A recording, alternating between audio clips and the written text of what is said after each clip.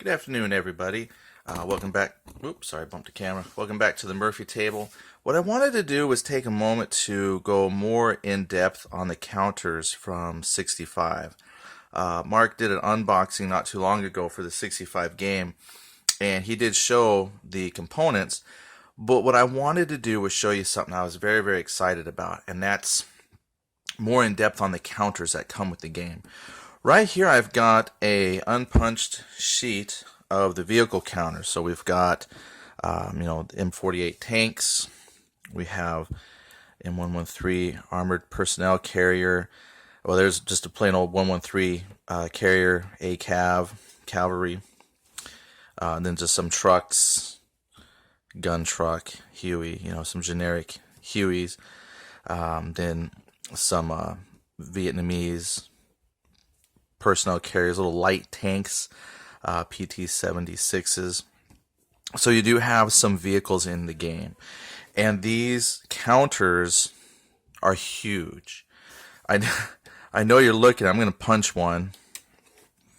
And it just sits, in the palm of your hand. Let's see if I can get zoomed in. Come on, lighting. It's not very bright. Can't see that very well. I had to come over here to the light. But these are huge counters. And this is fantastic. And this is what I wanted to talk about, was how awesome these counters are.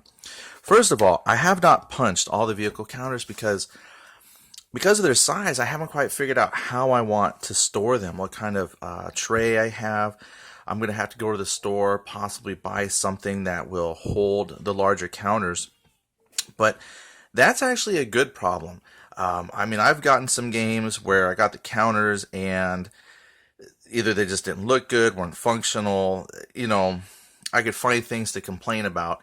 But my one complaint here is not actually, I think, a bad complaint. It's actually a very good complaint.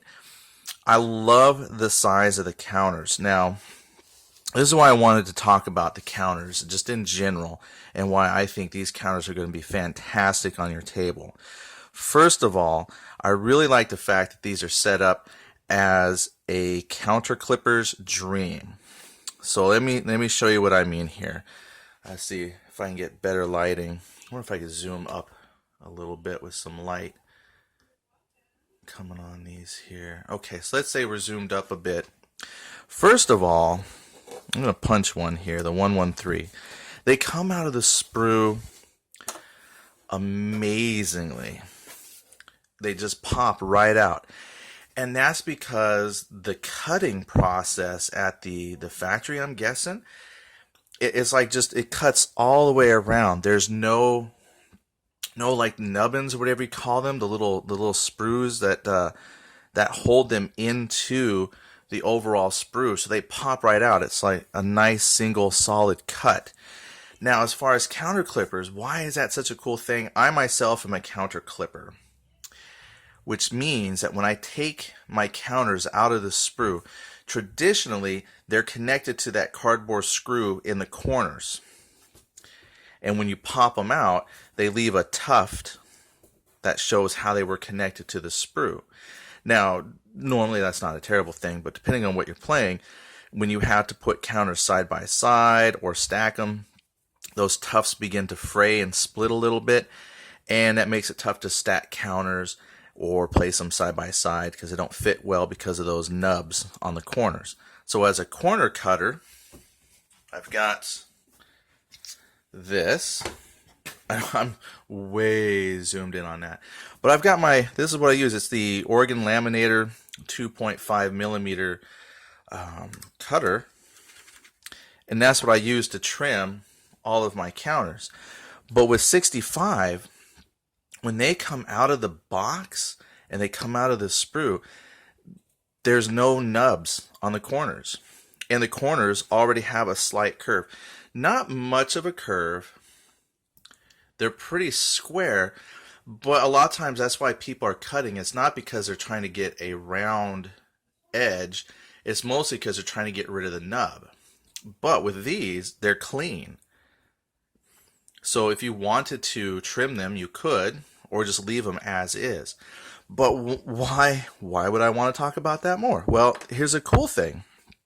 I've played games too where when you pull them from the counter, or the sprue that the counters come in, they connect at the sides.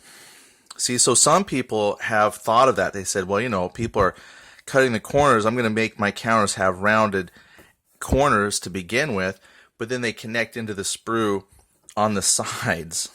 And you can't trim the sides with, your counter clipper.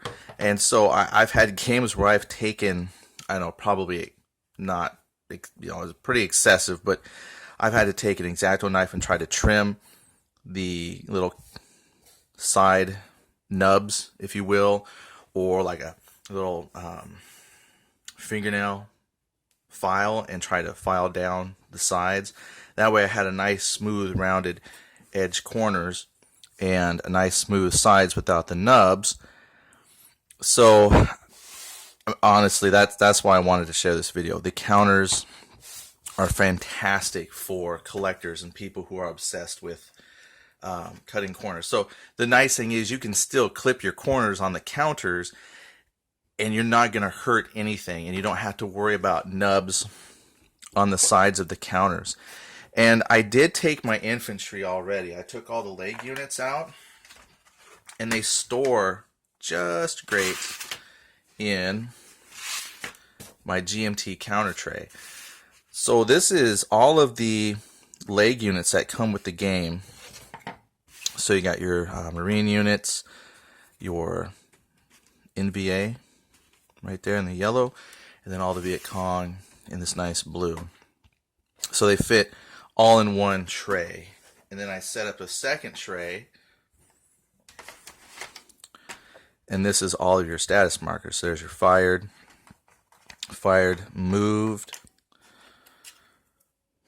and then you've got the ops complete / shaken. So they all fit. Wire, more fired if you need them, rubble, breaches. So everything fits in just a couple of trays. So very nice.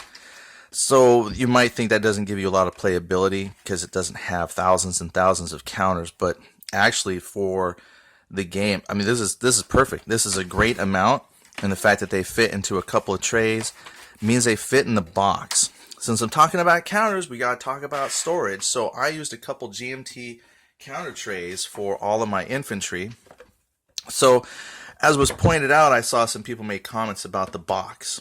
The box is huge. This is, I'm going to say, roughly the same size as the Knight of Man, depth-wise. And someone said, well, gee, isn't that quite a bit of box for all the stuff that comes in it? Just show you real quick. So I've got the 3 boards in. Here's the unpunched vehicle counters. And then here's your player aid charts. Here's the rule book. And off the top of my head, I think that's it. So yeah, if we had the counter sheets of unpunched infantry, you don't have much, space taken up. There's the cards. You can't forget the cards. So yeah, there's a lot of empty space. But once you put your counter trays in there, I didn't put the lids on them. But with your lids, this holds everything. And the vehicles, you don't use the vehicles all that often, depending on the scenarios that you play or the pickup matches that you make. So you could probably leave the vehicles in the sprue and just punch them out as needed and put them right back on the sprue. But I like to use counter trays to hold, infantry, because I will use those more often. So it's easier to fit them in here. And these are like the perfect size for the counter tray because you can put, just 2 stacks, and they just fit perfect in here. So these are just infantry, the perfect size. They fit great in the tray, and then once you've got it all stacked up, it all fits away neatly. Put the lid on here. So now I've got the rules, the player aid charts, the cards, the vehicles, all the infantry, all of the status counters. This is everything you need to play the game.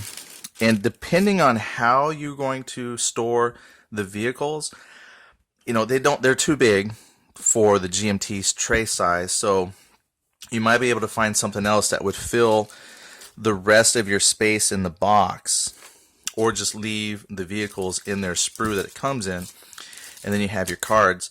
But that's the entire game right there. So the box size actually turns out to be really friendly towards storage solutions. And you might even come up with other storage solutions, but that extra space in there is something that you don't see in a lot of games. A lot of games, they're going to make the box just big enough to cover the core components, but Flying Pig Games has gone ahead and made sure that you had extra space to have your storage solutions for the counters. So great size on the counters. Now you might say, but why do I need counters so big? This is fantastic because it's legible. Look how easy it is to see all the information you need. I've played plenty of games where the counters are smaller, the text is smaller, and one of the complaints that I hear from a lot of folks is as I get older, it's hard for me to look down at the table, look across the table, and read everything that I need.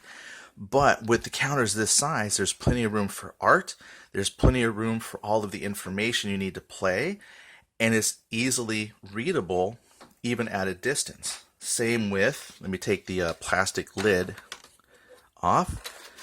Even with the infantry, they're a little bit smaller counter, but you still have fantastic artwork, and yet you can still see and read everything that you need to, even if you're kind of standing up away from the board. So that's why they wanted to go with the larger pieces. It just makes for an easier gaming experience, and it's more enjoyable that way when you spend time playing the game instead of trying to squint your eyes and get close to the table to read everything. So that was hopefully a little more in-depth look at the counters. For me, counters are probably the most important part of the game, simply because that's how you interact with the game. Those counters are your troops. And not only do these look really good, and of course I will play devil's advocate, how counters look is going to be different from person to person. Some might not like the vibrant, the colors, or, would I call this cartoony art? I hate to use the word cartoony. Kind of comic bookish. I know some people aren't into that. They prefer maybe a more somber counter, something more utilitarian. But for me, I really appreciate the fact that they went all out, gave us full color counters with all the information you need on them that's easily legible, presents everything that you need. Also, in addition, cut well so you don't have to worry about clipping corners if you don't want to, or worrying about side nubs. I think these are just fantastic. And once you actually have them out on the table and you're playing, they're great. So if you have any questions or comments about the counters, just let us know. We'll be covering more aspects of the game here as we go along. We'll be looking at the cards later on, or the boards themselves. But I just thought the counters were good enough that they kind of deserve their own little segment. So thank you for watching, and we will talk to you later.